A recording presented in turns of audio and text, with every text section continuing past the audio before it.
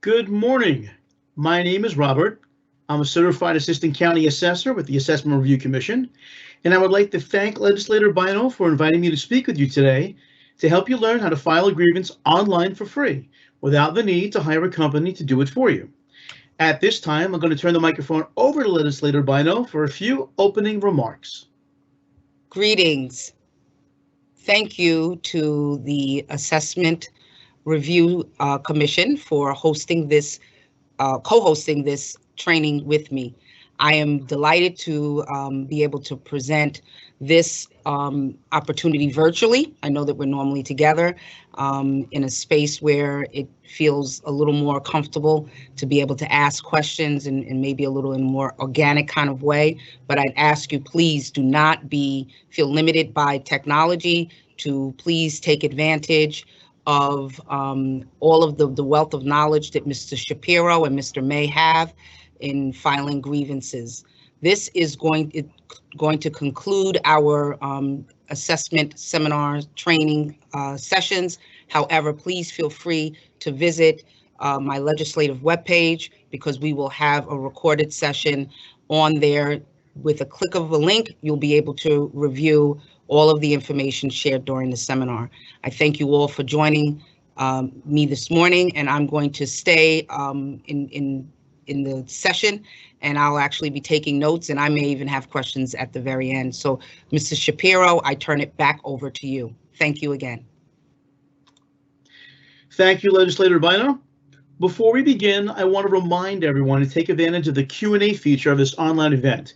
If you have any questions at all, you can enter them into the Q&A, and we will address as many of them as we can get to at the end of the presentation. The reason why we don't take questions live, we take them at the end, is there is about a 30 or 40-second delay between when I am saying things and when you are actually hearing and seeing them.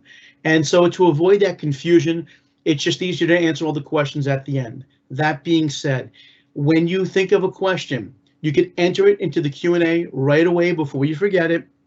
Jeremy May, who is on this call with us, will be answering lots of those questions during the presentation, typing messages to you, but we're also going to answer all those live at the end of the session.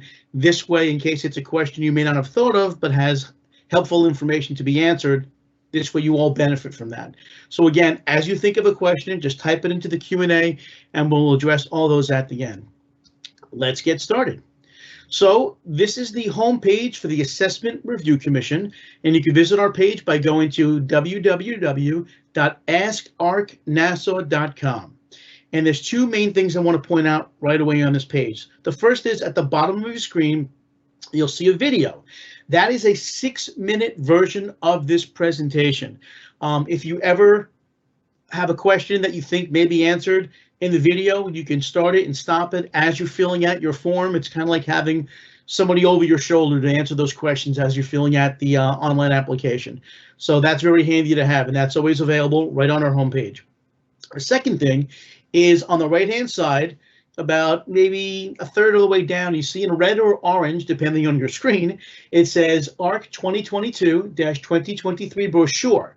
And if you click on that, that brings you to our brochure, and you can download this. And this brochure has all of our contact information. It has all the important dates, including the fact that while typically the deadline for the filing period would have been March 1st, 2021, the deadline was extended to April 30th. That's right, you have about 16 days, if I'm doing the math right, to get your application in. Now, even though the deadline has been extended to April 30th, please do not wait till the morning, the day, or the night of April 30th to file your appeal online. Last minute things can happen. There could be power outages. There could be a whole bunch of people online at the same time, and the website may be slow, kind of how Amazon gets around Christmas time. You don't want to take a chance. Don't wait till the last minute. You can file your appeal, get a record of it that you filed your appeal, and go back and make modifications or have changes made for you even after you filed the original appeal. But you have to have that appeal in by April 30th. If it's after April 30th and you try to do it, you're out of luck. There was nothing we can do from you. We're trying to save you from having to make the phone call saying, please, I had a problem, I couldn't get it done. And our staff being forced to tell you, I'm sorry, there's nothing we can do. So please do not wait until the last minute. We're going to have a link later on that if you click on it will help you download this brochure and keep it handy. It has all the important dates, a lot of important links. It's also a great place for you to write your username and password that you're going to create as part of this process. Okay, so that's the brochure. A lot of this discussion is going to be talking about ARROW. It stands for Assessment Review on the Web. And there's two ways to get there. On our homepage on the left-hand side, you see it says ARROW with a red box and a yellow arrow. You can click on that, or you can go there directly by typing in www.nassaucountyny.gov/arc/arrow. Okay, so we're going to click on the link, and now we are on the ARROW page. If this is your first time filing, you're going to have to register, create a username and password. If you've been there before, if you've done this before, you can check your registration information or you can log in. We're going to go ahead based on the fact that, an example here, you have never gone through the system. So on the left-hand side, I see a link. It says register with ARC. We are going to click on that link. And now you're on the registration page. You're going to fill out all the important information. Anything with an asterisk is not optional and must be filled out. So your first name, last name, street address, city, state, and zip code, a valid phone number in case we need to call you with a quick question. Definitely important to have a valid number for that. About a third, almost halfway down, it says in dark letters, ARC is now offering the option of receiving electronic or paper notifications for offers and determinations. What does that mean in English? You have two options. Electronic, contact you by email, or paper, you get contacted by regular mail. We strongly recommend that you choose electronic. It seems to be the most sure, the quickest, and most reliable. That being said, you need to make sure you check your spam folder every once in a while to make sure that messages from us are not ending up in your spam folder. Below that, you're going to enter an email address. Make sure it's correct and it's one you look at because that's our primary way of contacting you. You're going to choose a user ID and a password. And like I mentioned before, a great place to write down that username and password is on the printed version of that brochure, so it's handy. You're going to read through the statement, the certification statement, and you're going to click complete registration when you're all set. You'll get a little message saying, thank you for registering. Please click here to continue. And now you'll notice on the ARROW page where it says, welcome to ARROW Assessment Review on the Web, it says John Smith because that is the name we use to register with. So if you're all set, you can log out if you're all done. And especially if you're on a computer that's not yours, if you're using a friend's, if you're perhaps at the library, make sure you log out to protect your user account information. You are also going to get a confirmation email sent to the address that you entered when you registered. Again, if you don't get this confirmation email within the next day, you should get it pretty quickly. Double check your spam folder to make sure that you are not getting everything put to your spam folder. And if you don't get it, double check your registration information to make sure that you spelled the email address correctly. So next time you visit ARROW, you would click on the login tab and enter your username and password to get to your account homepage. So we're going to log in by using our username and password as you see below. We're going to click login. And now we're going to talk about using the sales locator. Now, ARC has provided this tool. It's a sales locator, and it's meant to assist you in filling out your application form for residential 1, 2, or 3 family homes. Unfortunately, it's not able to be used for condos or co-ops. The sales locator provides adjusted sales prices of properties that are comparable to yours. And we'll get into a little bit later on what it means to be comparable to yours. And that can help you determine if your property is currently overvalued. When you are filing an appeal, you are not appealing your taxes. You're not grieving your taxes. I know that's a common misnomer that you're grieving your taxes. You're actually filing an appeal to grieve your assessment, your assessed value, because that is what is used to determine your taxes. So you're not exactly grieving your taxes, you're grieving your assessed value. That is used to calculate how much taxes you pay. So to file an appeal with the assistance of the sales locator, you can either click on do you have a good case for filing an appeal, which is below, or on the left-hand side, there's a tab that actually says sales locator. You can choose either one. It'll get to the same spot. We'll click on the link. Okay, first thing we're going to do here is perform a property search. Now you can either use your address or your section, block, and lot numbers of the parcel. Most folks use their address. I work for ARC. I've been an appraiser for 20 years, and I don't remember my section, block, and lot of my house. Don't feel bad if you don't either. Most folks don't. So let's do a property search based on your property address. So in this case, the sample we're using is 504 Christie Street. So we're going to put 504 in number. Street, we're going to put Christie. Now, we're not going to add anything after Christie. We're not going to put in street, lane, avenue, anything like that. And the reason for that is there's no way to know for sure what is in the system. If it is Christie Street, like our example, is it Christie Street, S-T-R-E-E-T, or Christie Street, S-T? Is it avenue spelled out, or is it A-V-E? So by not adding that at the end of the name of the street, it gives the computer the option to search for every instance of that name without chopping something off. Because if you put in the wrong information, it just won't find it in the search. So we have Christie. We're going to put a city and a zip code, and we'll click search. If you don't put a zip code in, and there's multiple Christie Streets, it's going to give you a whole list of Christie Streets in multiple areas. So if that's the case and you forget to put a zip code in, you're going to have to look for yours in the correct town and zip code and click on the parcel ID. In our example here, we entered the proper zip code, so the only one that came up is our address. So we're going to click on parcel ID. At this point, it's going to ask you for a security code. This is to make sure that you're actually a person. So in the black box, there's some letters, sometimes some numbers. You're going to retype those in the white box to the right.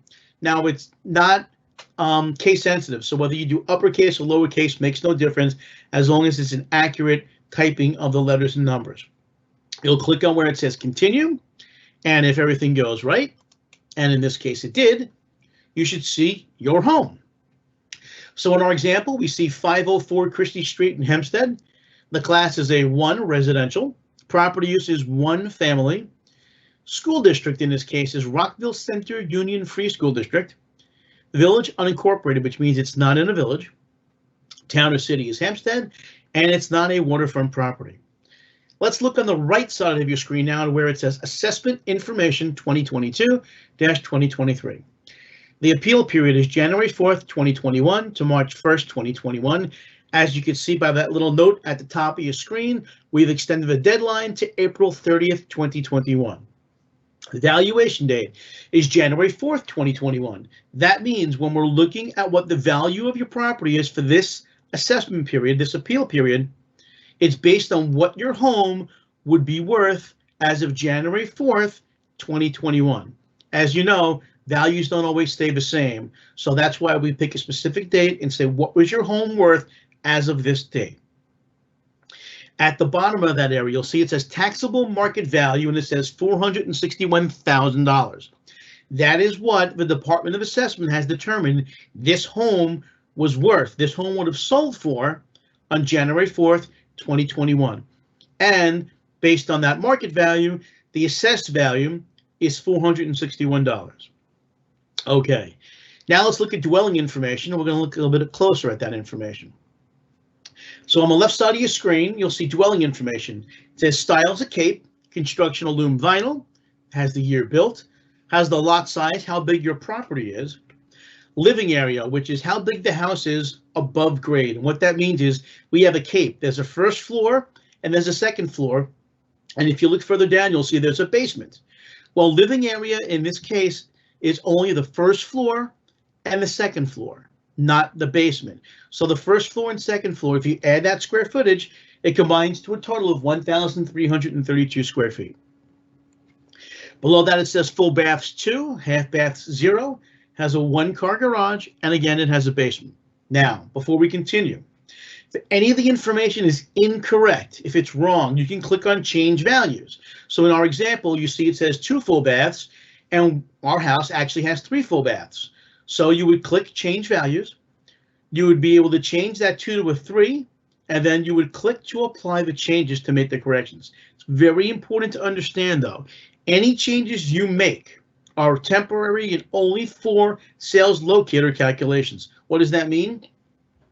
It means that if you have on the screen it says 2 full baths and you actually have 1 full bath, in order to get that changed in the official records, you need to contact Department of Assessment to make them understand that there's a mistake in the records and then has to be changed. Now, if it's something interior like a bathroom, they may need to come to your home and do an inspection. They don't just show up. They contact you or you speak to them on the phone. They make an appointment and they will come down and do the inspection of your home. If it's something exterior, say that they could say from the street, like the county thinks you still have a garage, but that garage was knocked down 2 years ago. That's something they could just drive by in front of your home, and from the street they could see the garage is gone. But again, it's very important to understand that if you make a change here in Sales Locator, that change is only in Sales Locator. It doesn't make a permanent change. So you have to call Department of Assessment. Their phone number is here. We will have that number for you again at the end of the presentation. All right, so we are going to continue by clicking on where it says Find Sales. So here we are. You're going to select properties from the Sales Locator's output by clicking on the checkboxes in the Select column, which is all the way to the left next to the photo. And you'll notice that the first search result at the top there is your home, so you have it used for a handy reference. Now, you can choose up to 5 comparable sales using this Sales Locator. You will have the option later on in your application to manually add or remove sales. Now, we use the word comparable again, so let's get into that. What is a comparable sale? Comparable sales are sales that are similar to yours. Now, one of the main features of a home when you're selling or buying a home is what school district is it located in. And you may recall that our subject is located in the Rockville Centre School District. When you search for homes using Sales Locator, all the homes on the list are located in the same school district as yours, because school districts are very important. You'll notice some of the towns or cities are different, but because they're in the same school district, they're considered comparable. Now, again, our home here, as you see in the top line, is a Cape.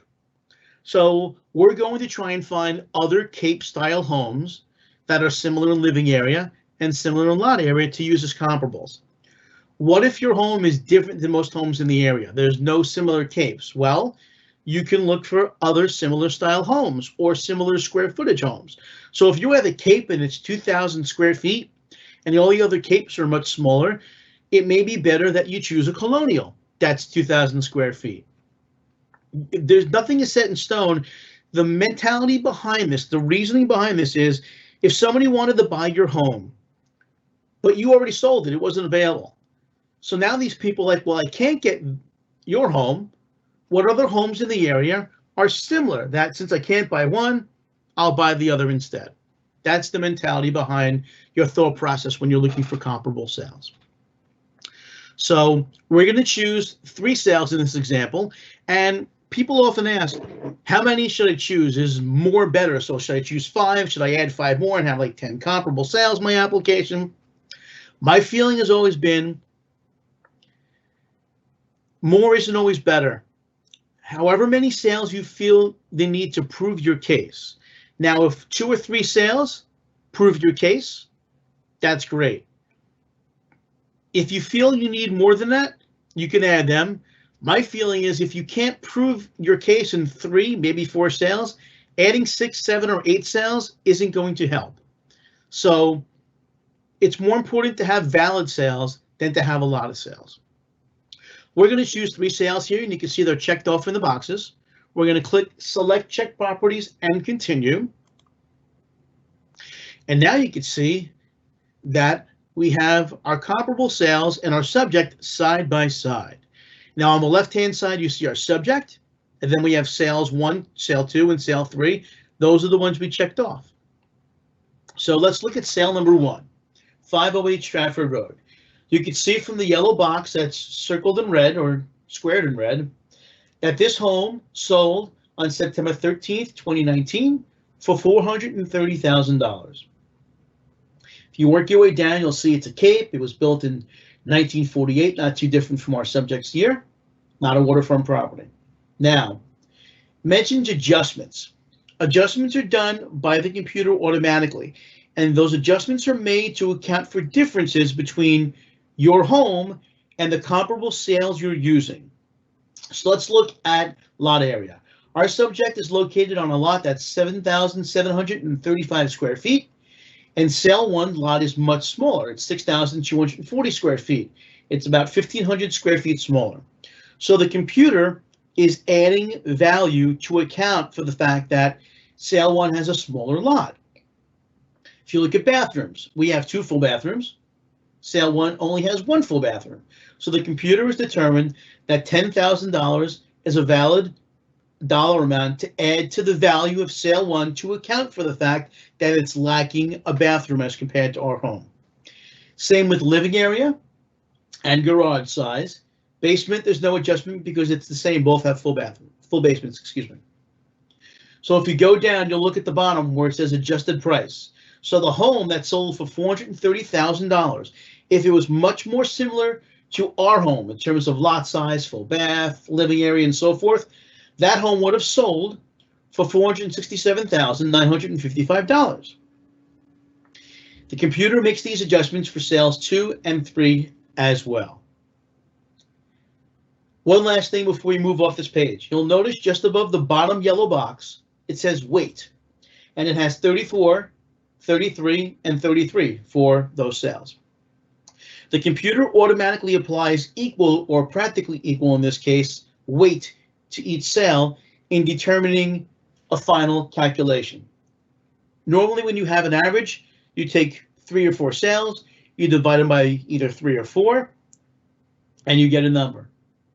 In this case, you have the option to not just do an average, but do a weighted analysis. And that means that if sale 1 is your best comparable, it gives you the most ammunition for your argument, it makes the most sense. You can say, well, I want to put more weight on that sale in my calculations. So you could change that weight to a 50 and change sales 2 and 3 to 25 and 25. Again, it has to equal 100%. And then when it does the calculations on the next page that we'll show you, you'll see that there's a weighted average and there's a regular average. So let's click on continue.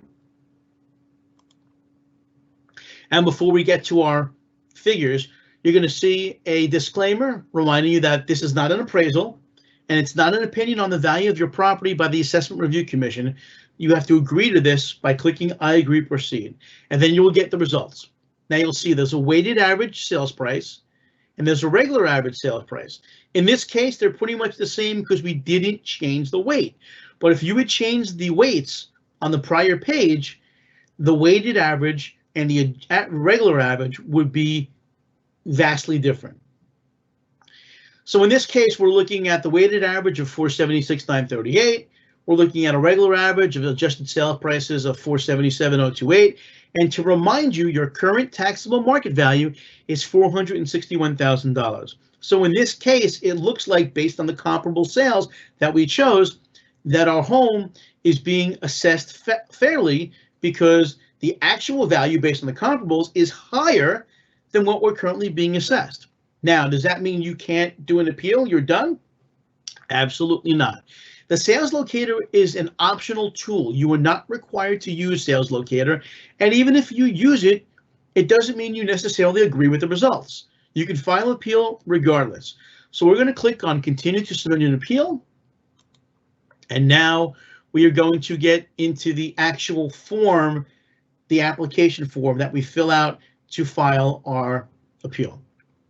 So first thing we'll do is where it says the type of property. What is the type of property? You're going to choose, for most of you, it's the AR1, which is for claims on a 1, 2, or 3 family home. If one of the other options applies, obviously you would choose that, but we're going to choose AR1.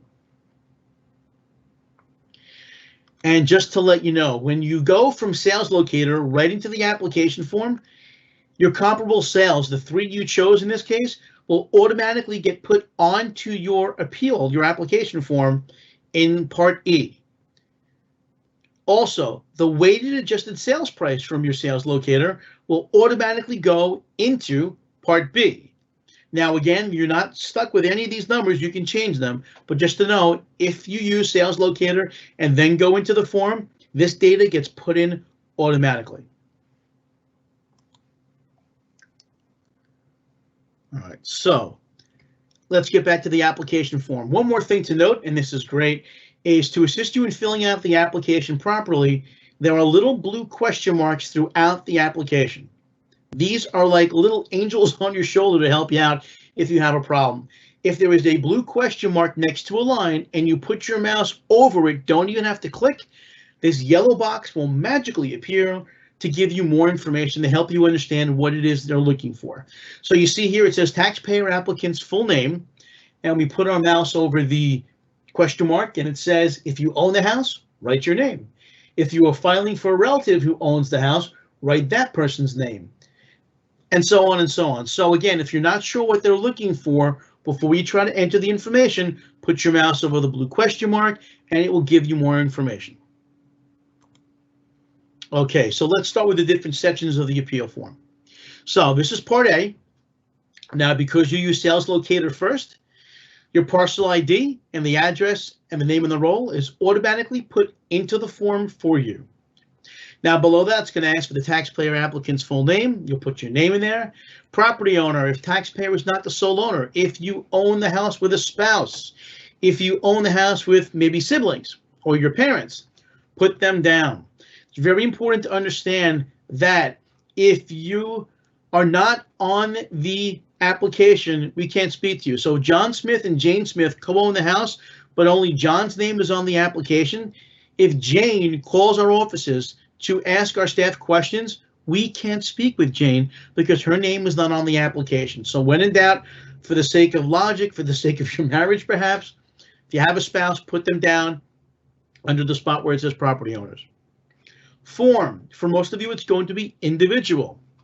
If any of the other options apply, then you will choose that. Part B.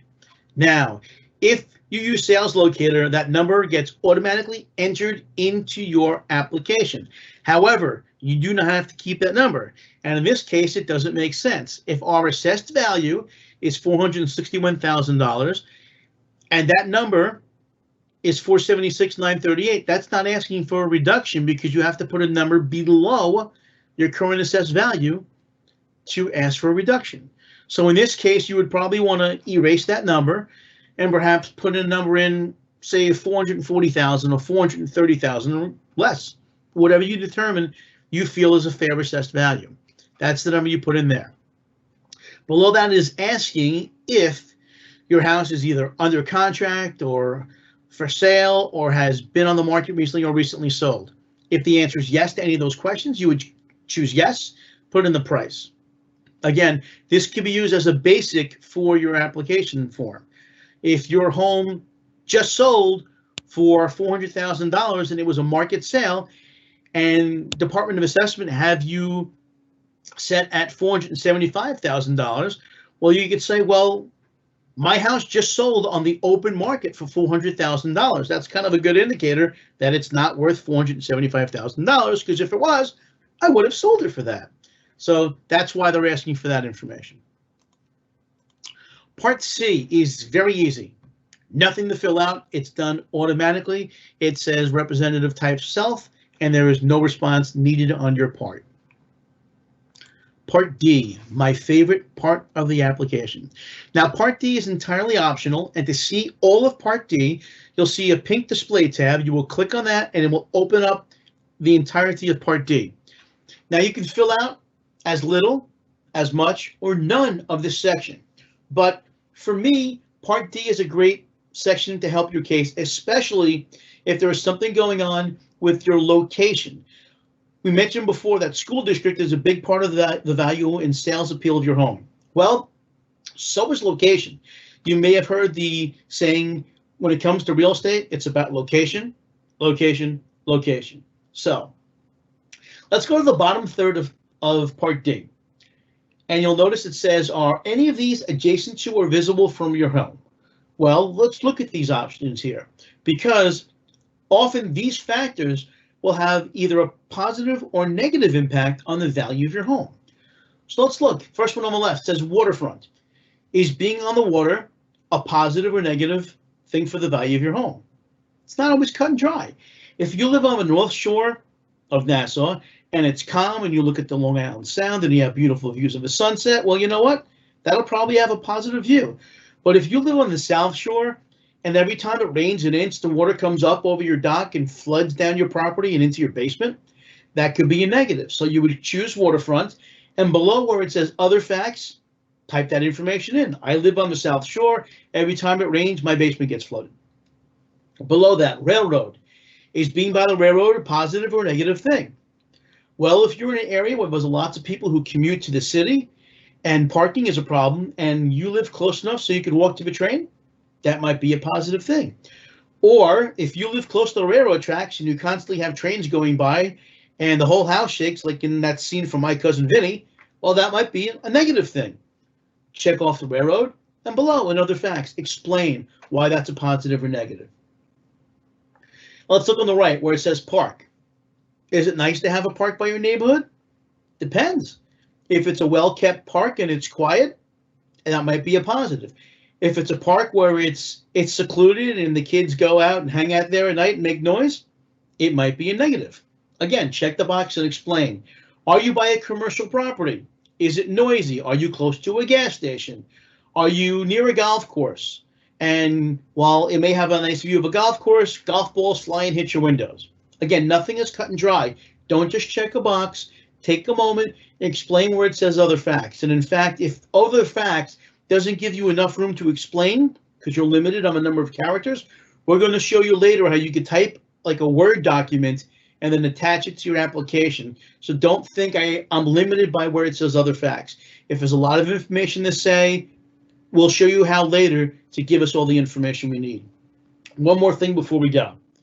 It says on the left, street with a painted center line or other traffic separation. That typically indicates that you may be on a busy street.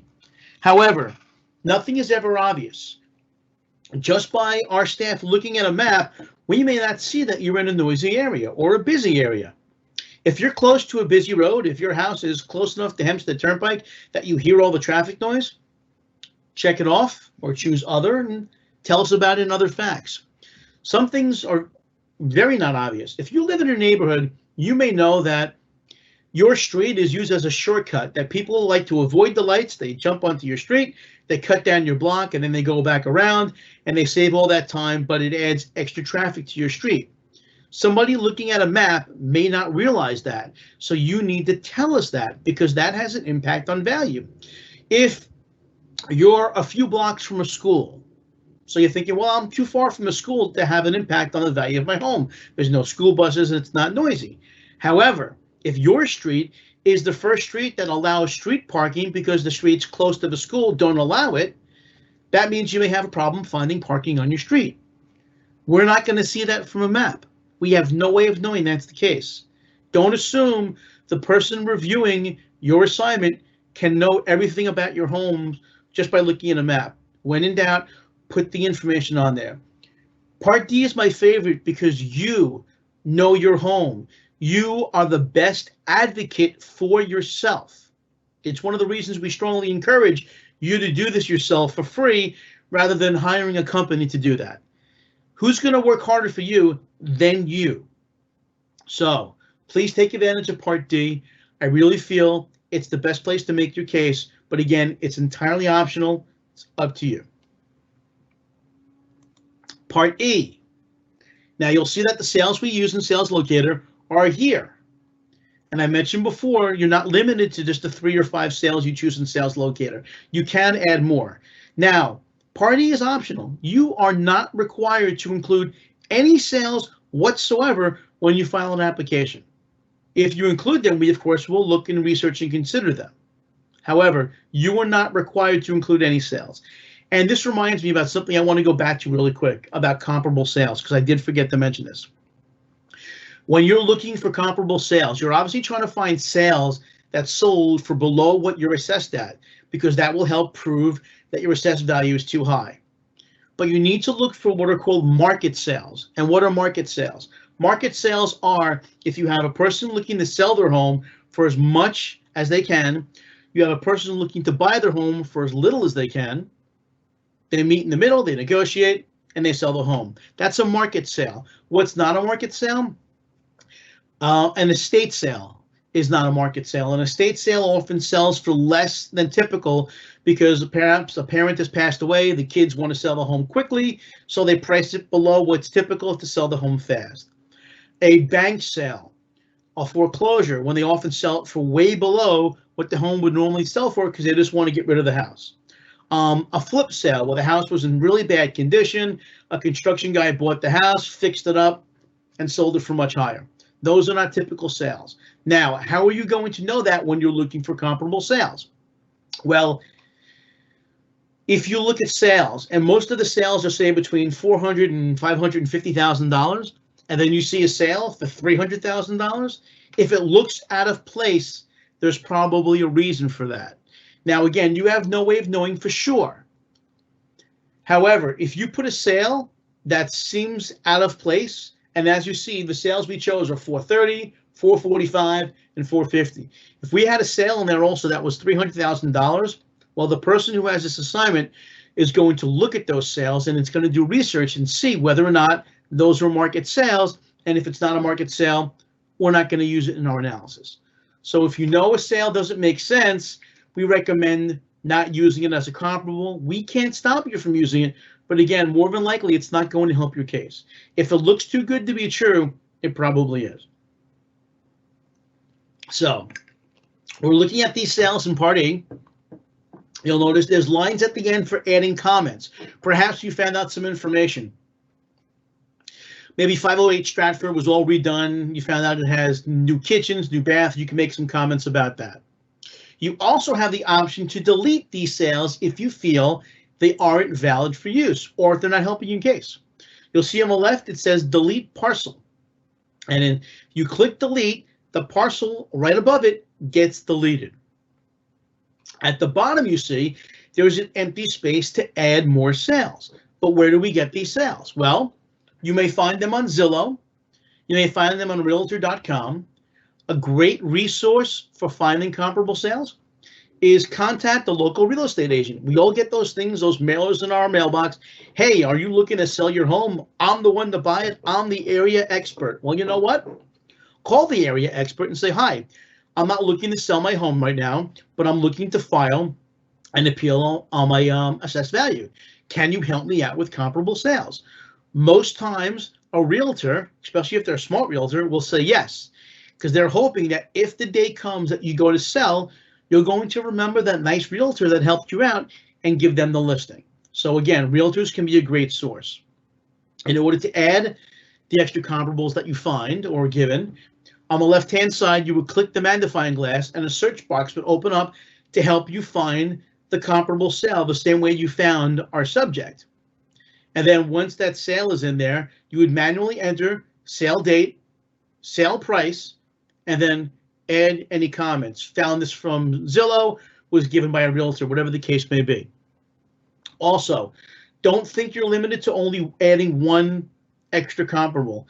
Each time you add a sale in there, automatically a new blank spot opens up below. So even though you only see one blank spot, you have the option to add more. But again, Part E is entirely optional. You don't have to add any sales.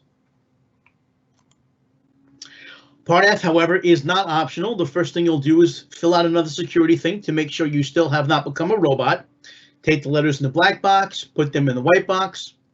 You're going to read that certification statement and understand what you're reading, because you're saying that everything I put in the application is true and correct to the best of my ability, and that there are laws that may be relevant if we find out that you've entered incorrect information on purpose.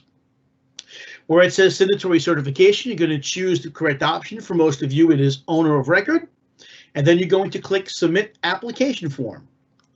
We click that, and in this case, we find out we've made some mistakes. There's missing information. If you make a mistake, the form will prevent you from submitting the application until it's correct.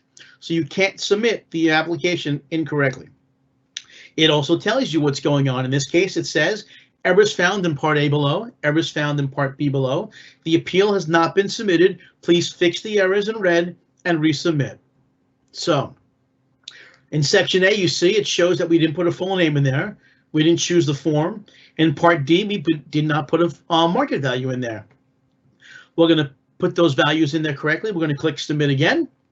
And this time, if we did it right, you will get a red confirmation message, which goes on your screen and says your appeal has been submitted with an application number. And you can make changes and resubmit or choose one of the following. You will also get an email receipt sent to the address you use for registration. Again, make sure it's not in your spam folder, and it will confirm that you have indeed entered it correctly and you have your appeal, your application number. Now, when you file this form, if you start and wait too long to finish it, it will do what's called timeout. It will erase everything you did, start over again. So give yourself enough time. What you can do is just do the quick version of this. You can fill out Part A, Part B, C gets done automatically, skip Part D and E, do Part F, submit it correctly, and get your application number. And now you know it's been filed and it's on file. Then you can go back a day or two later or anytime by yourself up until April 30th and enter Parts D and E. As long as you have an application number confirmed before the deadline, you are fine. And then you can go back and make some changes. So it's very important. Don't start this unless you can actually finish it, either by doing it the quick way or by doing it all in one shot without taking any kind of a long break. Because again, if it times out, you have to start all over again. Okay, so now you've got this number, you have a couple of options. You can return to the home page if you're all done. You can submit another appeal the same way you did this one.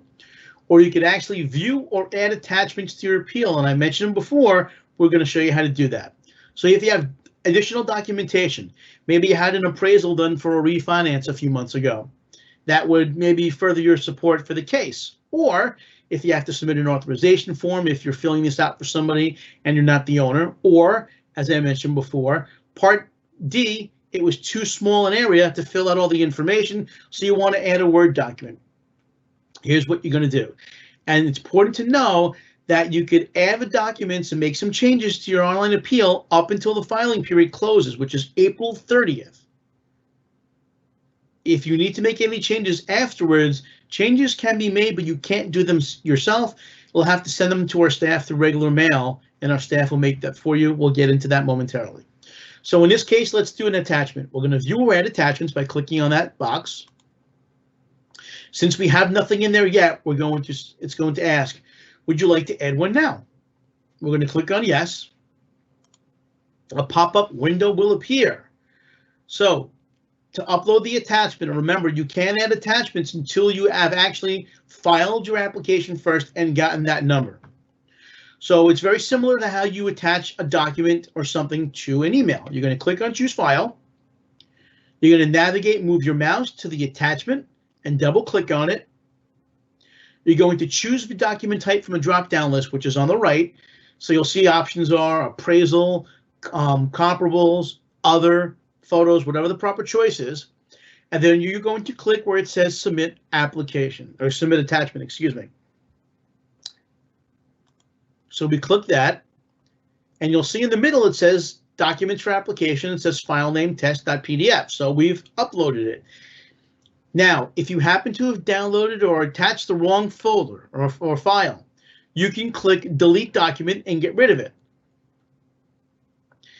If you want to add more documents, if you want to add some photos, you added the Word document and now you want to put the appraisal you have. You click on upload new document and go through that all over again the same way you just did to add more documents. If you're all done, you can click on return to the appeal form. Now again, we want to remind you that if you need to either add or delete an attachment after the filing period ends, which is April 30th, You will need to mail any request or documentation to our office, and then our staff can scan it and add it to your application for you. So the address is here. We'll have it at the end also. And as a reminder, that brochure that I mentioned to print out, and we'll have a link for it later, the brochure also has this address. Okay. So after clicking return to the appeal form, when all your documentation for the appeal has been uploaded, you will see that your application has been received by ARC. If you see on the right-hand side under status, in orange, it says received. So now you can click on the arrow home tab to go back to your home page. You can click on log out if you're all done. And then you can always go back and check it out by clicking on the appeal filing status change tab, which is on the left-hand side. Okay, so we've done this now using Sales Locator. But what if you don't want to use Sales Locator? Well, the procedure is very similar. We're going to go a little quicker right now because there's a lot of repetition. But again, if you have any questions, feel free to ask them. We'll address them all at the end of the presentation. So on the Arrow Account homepage, you're going to click on one of the following, either the File Appeal tab on the left-hand side or the File Appeal Online, which is at the bottom. We're going to choose the correct dropdown. Again, for most of you, it's going to be an AR1 for 1, 2, or 3 family homes. Now, because we didn't use Sales Locator, we have to locate our property. Same as before. If you don't know your parcel ID, most folks don't, you're going to click on that magnifying glass, and it's going to give you the option to search by the address. Same as before, house number, name of the street without putting street or avenue or lane at the end, town, zip code, click search, locate your proper parcel, and click on the parcel ID. You will see, as before, the parcel ID, the address, and the name on the roll are entered automatically into the form in Part A. Taxpayer applicant's name, property owner, form, it's all the same as we mentioned before. Part B is a little different. Because you didn't use Sales Locator, it's blank. You have to fill this in manually. Now, when you're filling out this value, again, you want to choose a value that's below what your assessed value. And as a reminder, for our example of $461,000, you want something below that. So 430, 440, 400, whatever you feel is the valid full market value of your home. When you're entering this number in, do not include any dollar signs, don't include any decimal points, no commas, nothing like that. So if you're looking for $430,000, you put in 430,000. That's it. Nothing else after that, or before it, or in the middle of it. Same as before, it's going to ask you if your property has been offered for sale or under contract. If the answer is yes, choose yes, enter the price. And again, like before, if you want to add some documentation, this copy of the contract of sale, an MLS listing, whatever you have, you can do that at the end. Part C, just like before, done automatically. Part D, click on the display tab to open it up. It's exactly the same as we mentioned before. Enter as much, as little, or nothing at all in this section. It's entirely up to you. But again, my feeling is if there's anything about your location that affects the value of your home, here is where you mention it. Part E is blank because we have not added any sales. Like before, you can look for sales, add them manually, or if you don't want to add any sales, don't add any sales. Our appraisers, when they look at these applications, if there's no sales, and even if there are, we're going to do our own research and look for sales and see if there's a valid case to lower your assessed value. So Part E, again, 100% optional. Part F, required as before. Fill out the white box with the information from the black box to prove you still have not become a robot. Read the certification statement and choose the proper signatory certification. Again, most of you, it's going to be owner of record. You will click to submit. Same as before, if there's any mistakes, it's going to point them out what they are and where they are. You make those corrections and you submit. You will get the appeal application number. You will get a confirmation email just like before. So it's very similar to using Sales Locator, with just some subtle differences.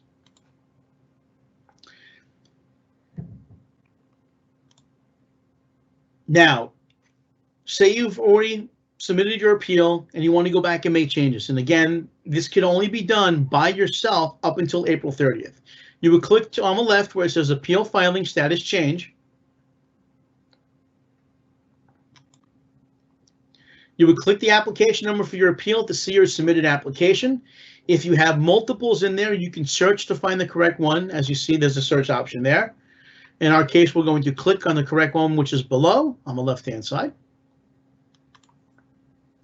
Now, on the application page, you can edit the information you provided and confirm with new information by clicking on the Submit Changes button for the part of the application that was revised. You're not resubmitting the entire appeal, you're just making changes. So in this case, Part B, it says 460. If you decide you want to make a change and make it 430 or 400, you would go into there, change that to 430 and click Submit Changes. But again, you can only do these yourself up until the filing deadline, which is April 30th.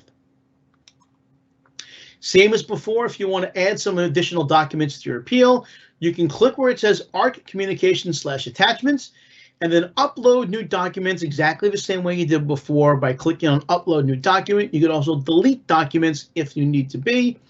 And again, a reminder, if it's after April 30th and you want to either add or subtract anything from your application, you can contact customer service. You can mail in the hard copies and we will attach it for you. One final thing, and then we are done. Withdrawing your appeal. On the application page, you can withdraw your appeal by clicking Withdraw Appeal. Now, why would you do this? Well, if you did this all, got through it all, and then you decided you want to go with one of the companies that do this, well, you can take away your appeal. You can only have one appeal filed per parcel, and all duplicates must be withdrawn from your application to be processed. So if there's 2 appeals on file with your property, we can't review any of them. One of them has to be deleted. So in order to withdraw this appeal, you need to make sure your pop-up blocker is turned off because a pop-up window has to appear. You're going to click on Withdraw Appeal. You're going to see this box that's on the right-hand side. It's basically asking you, are you sure, are you positive that once you withdraw the appeal, we can't undo this? As you see, it says, warning, this action is irrevocable, which means once you delete it, it's out of the system, and if you made a mistake, you'd have to go back and refile all over again. You click the box that says, I've read the terms of the agreement. You click Agree, and it says the application was successfully withdrawn. You'll notice on the right where it says Status, it says Withdrawn. That's it. Now it's time to answer your questions. And I remember something that I forgot to mention in the beginning, and before I bring Jeremy May in to help me answer some of these questions, I just want to mention something. A lot of folks are asking, why do this? There's companies, we get mailers, we get advertisements on Facebook. Why shouldn't we use a company? Why should we do this ourselves? Well, the companies, some of them are great at what they do. They're not doing it for free. Many of them will either charge you a flat fee or a percentage of any savings they get you. So if you save a lot of money because you get a reduction, some of them may get 30, 40, 50% of that reduction. You, if you do it yourself, any reduction, any savings you get is entirely yours. Also, as I said before, my feeling has always been that the best advocate for you is you. Who is going to care more about you saving money, you doing this, doing this well? My feeling is it's going to be you. Some of these companies are great. They may do a great job for you, but this is a way that is provided for you to do this yourself, and any savings goes entirely to you. So that's why we do these seminars.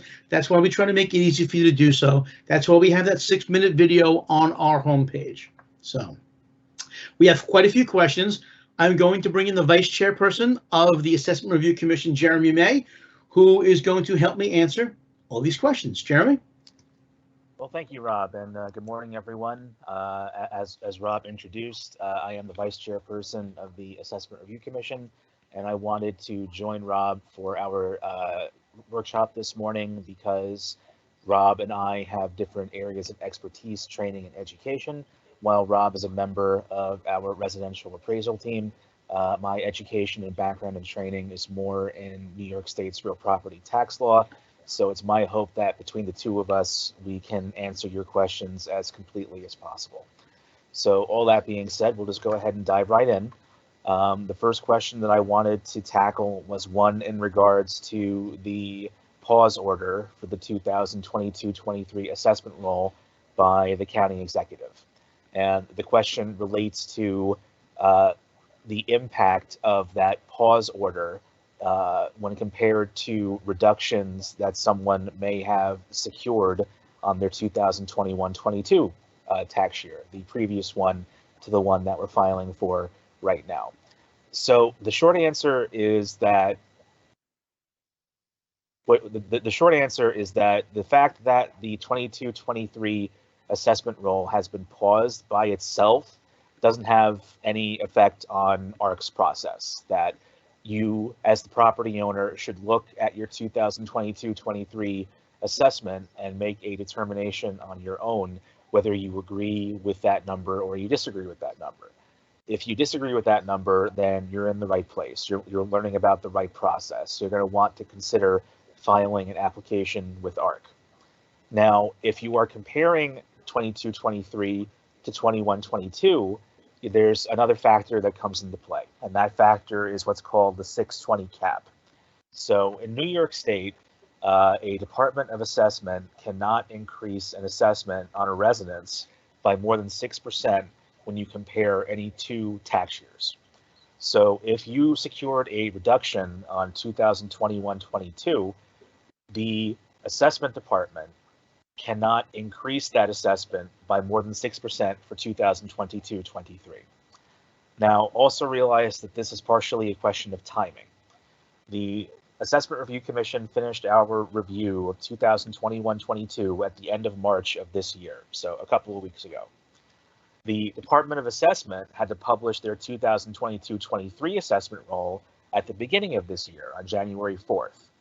So they may not have been aware of any reduction you received at ARC for 21-22 when they had to issue that new assessment. So it is possible that if you got a reduction for 21-22, that your published 22-23 assessment is greater than 6% higher than it. If that's the case, it is ARC's understanding that the Department of Assessment is looking to correct those. But as a means of protecting yourself and making sure that you are given the benefit of that 6% cap, you may file with the Assessment Review Commission, and in your application report, we are concerned that we were not given the benefit of the 6% cap. Please review that and make sure that we get that 6% cap for the 2022-23 year. Again, I think that's mostly an issue of timing for the Department of Assessment. They most certainly want to follow the 6% cap, but because of that issue of timing of when they have to file their 22-23 values and the fact that ARC is still working on that year for another 3 months, it can cause that situation. So review your 22-23 number, make that determination of whether you agree with it or not. And if you got a reduction for 21-22, keep that 6% cap in mind and make that part of your decision-making process for whether you're going to file for 22-23. And the 6% cap comes up again in a different question that we received. We were looking at the example in the sales locator of Christie Street. The 6% cap comes into effect for any residential property in Nassau County, but in order to analyze whether the 6% cap is applicable, you need to be comparing two tax years. You can't just pick any one tax year and ask yourself, well, what does the 6% cap have to do with this assessment? The whole point of the 6% cap is that when you're moving from one year to the next, the assessment cannot go up by more than plus 6%. So you're going to need to pick two tax years to compare and do a little bit of math to determine if the 6% cap was followed or if it was broken. And if the 6% cap was broken, you absolutely have the right to file an appeal with the Assessment Review Commission to seek to get that corrected down to give you the benefit of the 6% cap. Okay. We have a question here about if we're using Sales Locator and we don't see any matching sales for our property, That's a circumstance that happens fairly rarely. We usually will only see it for very unique properties or properties that are on the higher end. In the circumstance that you don't see any sales in Sales Locator, it is not necessarily the case that we have to, like, throw up our hands and determine that we can't file an appeal. There are other research tools available to try and account for that circumstance. And Rob, perhaps you have a suggestion or two that would be helpful there.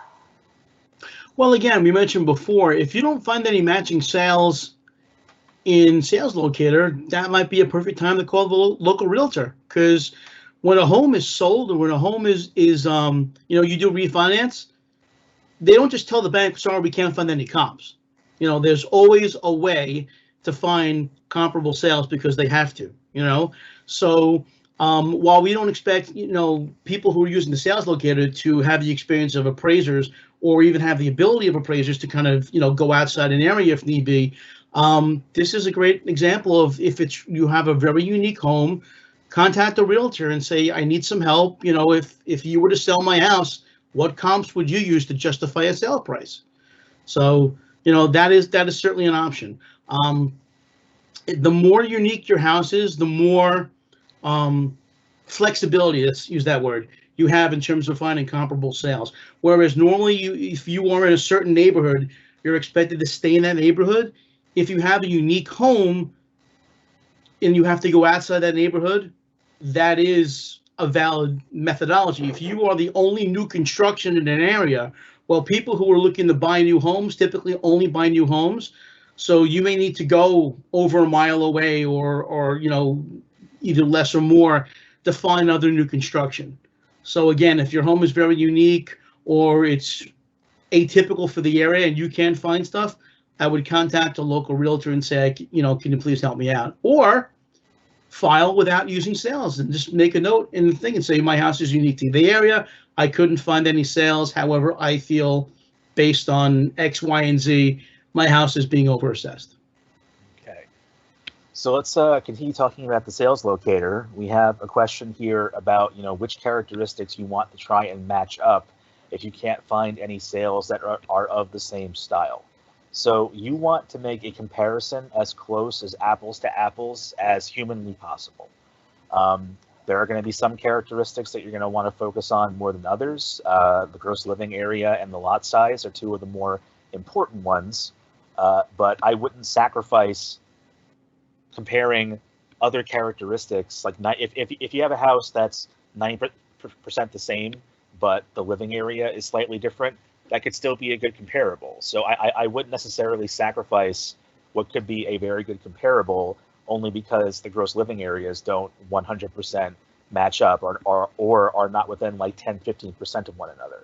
The Sales Locator can still make an adjustment to the gross living area when it's making its comparison and make that dollar adjustment overall.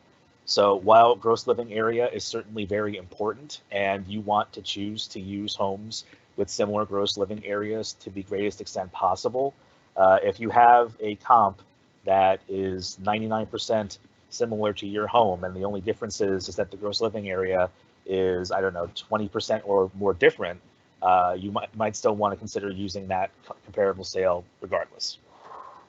I would add to that, Jeremy, also,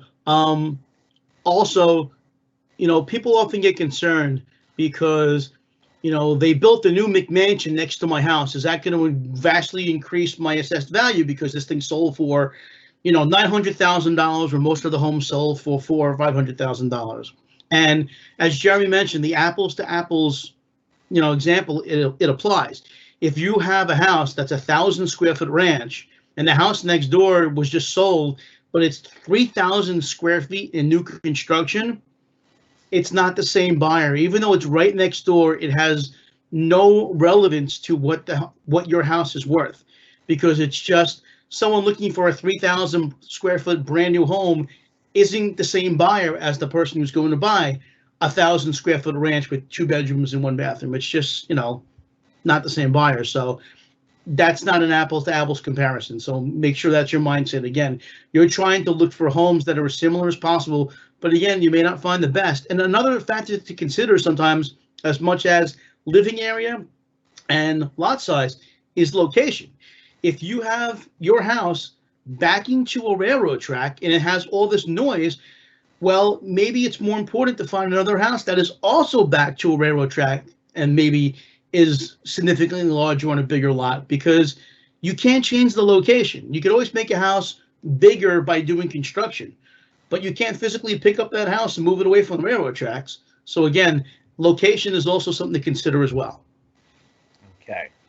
So we're still talking about the sales locator in this next question, and the question is, what is the importance of giving different weights? So this is the function of, after you've chosen your sales, you have them a side-by-side comparison.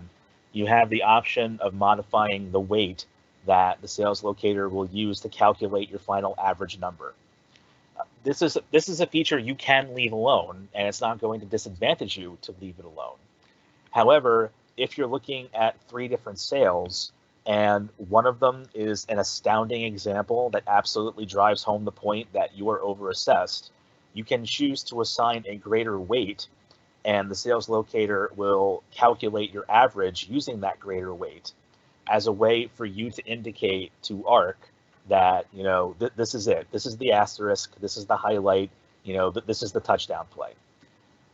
You know, we ARC might not necessarily agree, but the weight feature is a way that you have to indicate on your application and contribute to our review that you find any 1 or 2 particular sales to be absolutely wonderful proof of your claim.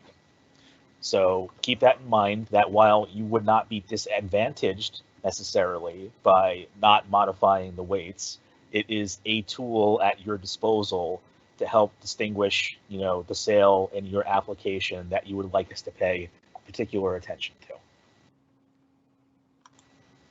to. Okay, so now we have a question about revising applications. So if you have filed already in Arrow and you want to revise information in the application, perhaps add to it, perhaps take something away that you think is not necessarily as advantageous as when you first put it in the application, you may do so rather painlessly. You can log back into Arrow, reopen your application, make any changes that you deem necessary, and then recertify and resubmit your application.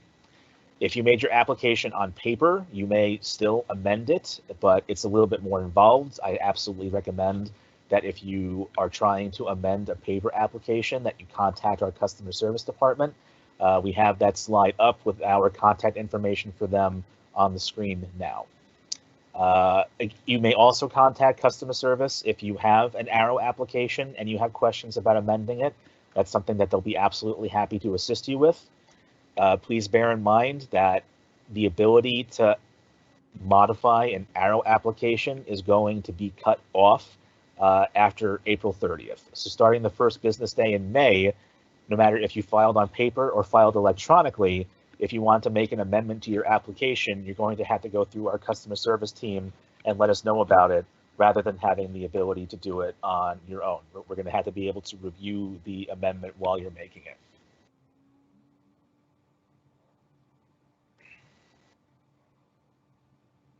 Okay, so this is a question about what kind of attachments would be helpful to put on the application. So the attachments feature is really to your benefit. You may attach essentially whatever you find would be advantageous to your appeal.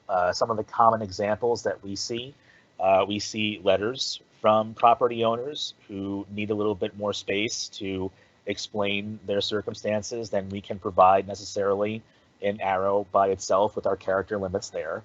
Another common example of what we see are photographs. Perhaps you started a renovation and the renovation wasn't complete yet. And while that renovation may ultimately increase your property's value at some distant point in the future, you know, if the walls are all gutted and the driveway is torn up and, you know, the roof is off the house and you're still in the middle of actually completing the renovation, you know, a photograph is worth 1,000 words. You know, at that point, you know, Rob would be able to make the adjustments he needs to make for the fact that the home is currently, under a renovation or a repair. So the only other thing that I would want to reiterate is if you're going to use the attachment feature, just please be very sure that you are attaching what you intend to attach. We can, of course, take anything off that we later discover you did not intend to upload, but you would want to avoid attaching any item that you did not actually intend to attach. Okay.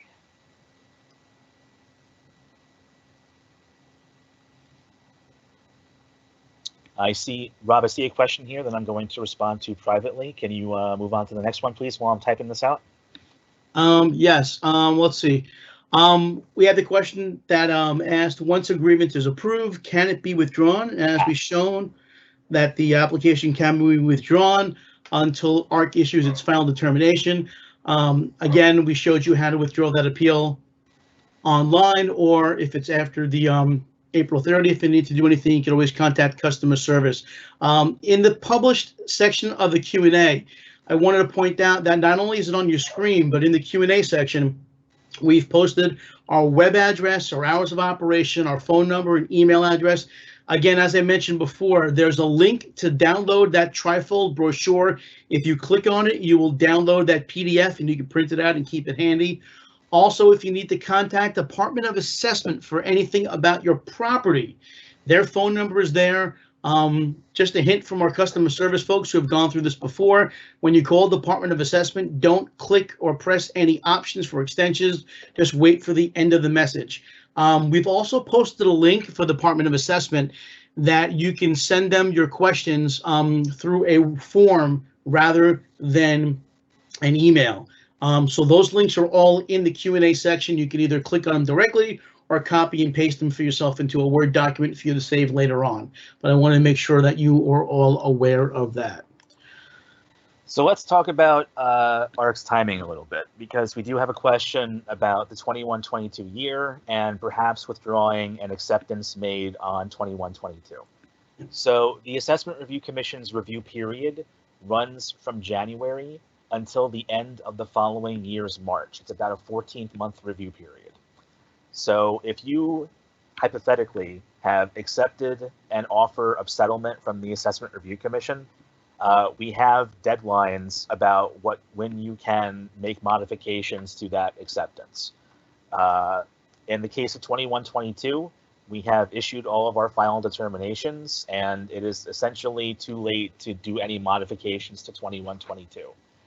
If you are in the middle of the 22-23 review period and you hypothetically were to receive an offer of settlement, you accepted it, and then later thought to yourself, well, I'm not so sure if this is what I want to do, you would want to contact our customer service department immediately upon making that decision, so we can have that discussion and see what we want to do. I mean, it's going to depend on what time of the year it is. If you try and have that discussion with us at the end of February, it's going to be far harder to modify any acceptance already made that we're preparing to issue by the end of that March. But certainly after March, and we have issued our formal final determination, it is not going to be possible to make any modification on an acceptance for that particular tax year. And by the way, folks, I put up the brochure so you could see many of the dates that Jeremy is talking about in regards to the 2022-2023. It's on that brochure that I strongly recommend you download. Okay. I think we have a question here about Part D, and we're seeking a little bit of a clarification or perhaps more information about one of the questions, which is, has any construction or alteration been started or completed in the past 3 years? So I think this kind of goes back to the example that I was speaking about when it came to photographs. Clearly, if you are renovating your home and you're adding a dormer to it, once you are complete with the renovation, it is more likely than not, I would say probably overwhelmingly likely, that by adding a dormer to your property, that your property's value is going to increase. However, in between starting the renovation and completing the renovation, work has to be done to the home. And that work and that stage of work may, at that particular point in time, reduce your property's value. So assessment in Nassau County is an annual process. The Department of Assessment publishes what they believe to be the property's value at the beginning of every January. And if on January 4th, 2021, your house was in the process of being modified, it is possible that the state of the house on that day may have decreased your property's value in comparison to the finished product. So that's why that question is on the application. So you can let us know if your property is in the middle of being worked on.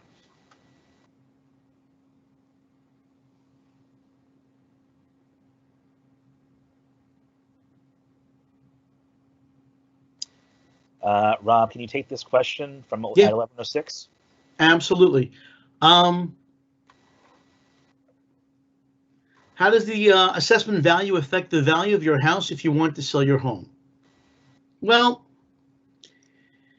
I would say this. If your assessed value is higher, resulting in higher taxes, if two homes are the same and yet one is paying higher taxes than the other, which one would you buy?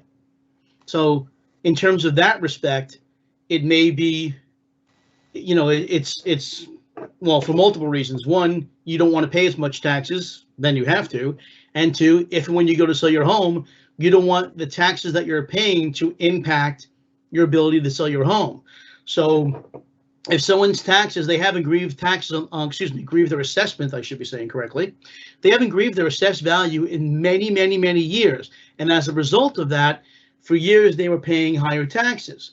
Well, like I said, if there are two houses that are pretty much the same, but one is paying much higher taxes, the person who has the lower taxes has a better chance of selling their home if that's the only difference. So again, that may be the only reason that I can think that your assessed value may impact your ability to sell your home and what the sale price is. And if it's a minor difference, then it's going to be negligible.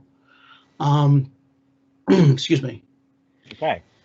So we have a question here about purchase prices. So everyone in the audience, if you're filing on a property, I imagine for the overwhelming majority, you are the owners. You have at some point purchased the property that you are filing this application for.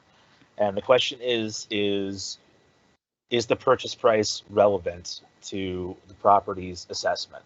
The short answer is absolutely yes. The longer answer is, but it depends on when that purchase happened.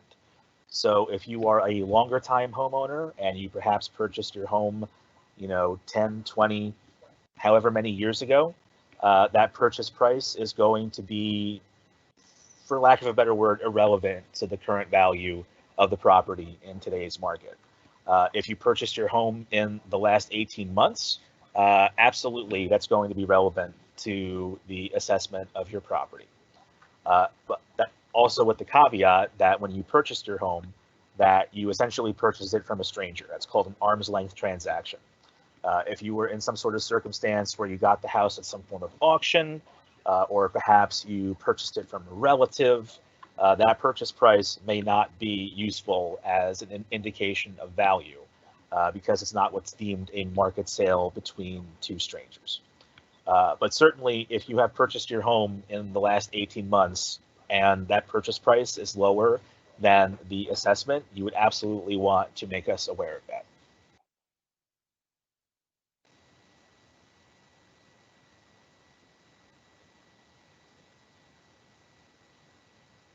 Okay.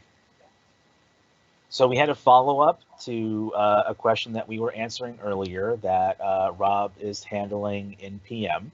So at this time, we appear to have taken every question from the audience.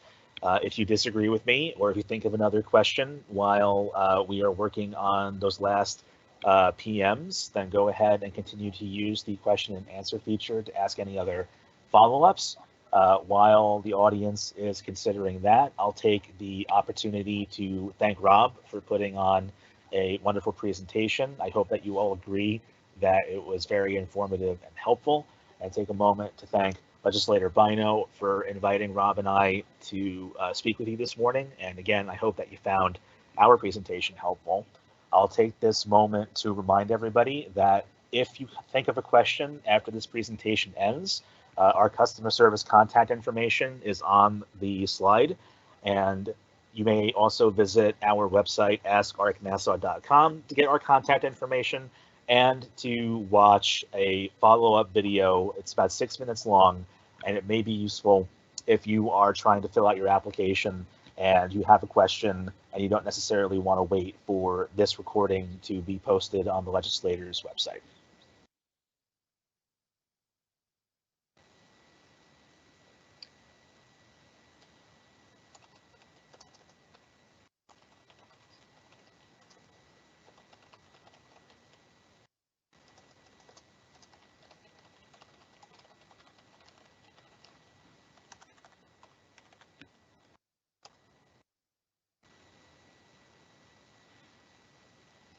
Okay, so Rob and I are happy to hang out for 1 or 2 minutes more to wait for any additional new questions.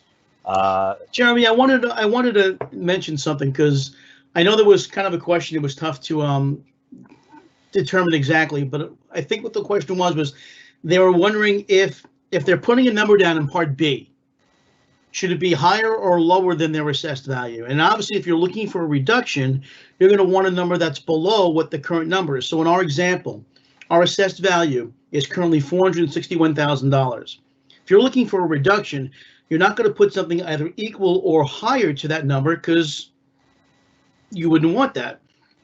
You would want a reduction. So it's going to have to be below the current number. So if it's $461,000 or $461,000, you're going to have to choose something below that in order to receive a reduction if it's valid.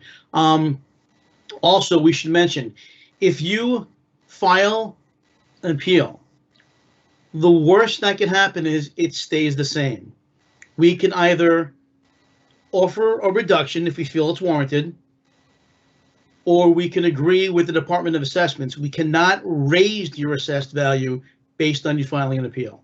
So some people are concerned, well, I'm going to open up a can of worms, I'm going to file an appeal, and because of that, they're actually going to raise my assessed value and I'm going to pay more taxes.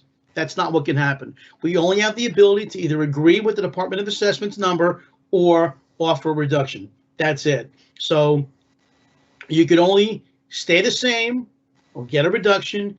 You cannot, by basis of an application for an appeal, have your assessed value increased. Okay.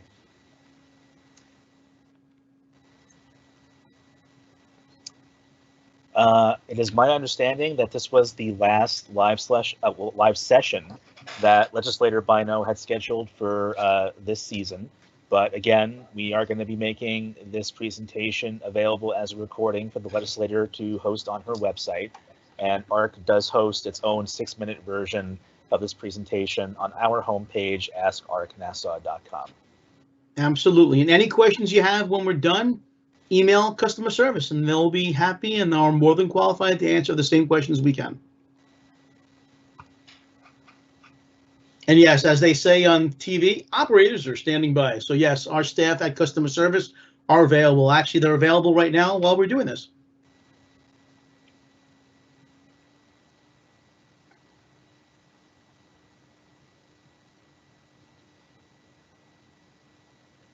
Okay, well, again, we here at ARC hope that everyone in the audience found the presentation helpful.